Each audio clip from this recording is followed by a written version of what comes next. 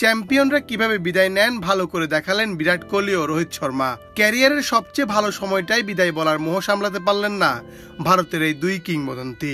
ভারতকে বিশ্বকাপ জিতিয়ে বিরাট কোহলির পর আন্তর্জাতিক টি-20কে বিদায় বললেন ভারতীয় অধিনায়ক রোহিত শর্মা। দক্ষিণ আফ্রিকাকে হারিয়ে টি-20 বিশ্বকাপ ফাইনালের ম্যান অব দ্য ম্যাচের পুরস্কার নেওয়ার সময় অবসরের ঘোষণা দেন কোহলি। এরপর সংবাদ সম্মেলনে বিশ্বকাপ শিরোপা পাশে রেখে রোহিত জানান এটিই ছিল ভারতের হয়ে তার শেষ টি-20। সংবাদ সম্মেলনে রোহিত বলেন, আমারও এটি শেষ ম্যাচ ছিল। শুরু থেকেই এই ফরম্যাট খেলতে আমি খুব উপভোগ করেছি। আমার মনে হয় এখন এই ফরম্যাটকে বিদায় বলে দেওয়া ভালো। আমি ভারতের হয়ে নিজের ক্যারিয়ারই শুরু করেছি এই ফরম্যাট দিয়ে। আমি চেয়েছিলাম বিশ্বকাপ জিতে বিদায় বলতে।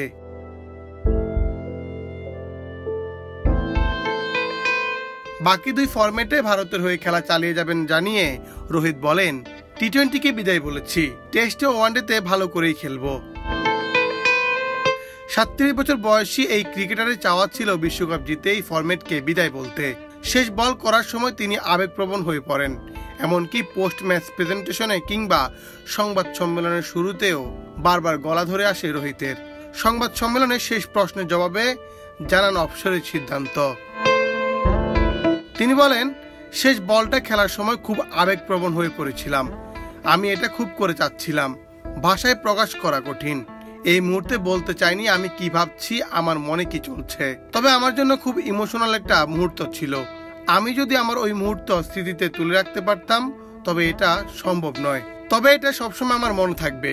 এটা এমন একটা মুহূর্ত যার জন্য আপনি অপেক্ষায় থাকেন। বিশ্বকাপ জিতে অপশন নিতে পারায় স্বস্তি প্রকাশ করে রোহিত আরো বলেন, পরিকল্পনা করে এসব হয় না, এমনিতেই হয়ে যায়। আমিও মুখিয়েছিলাম পুরোটা জীবন, শেষ পর্যন্ত অর্জন করতে পেরেছি, তাতে আমি খুশি। Munna Chandra Das, BD ক্রিক time.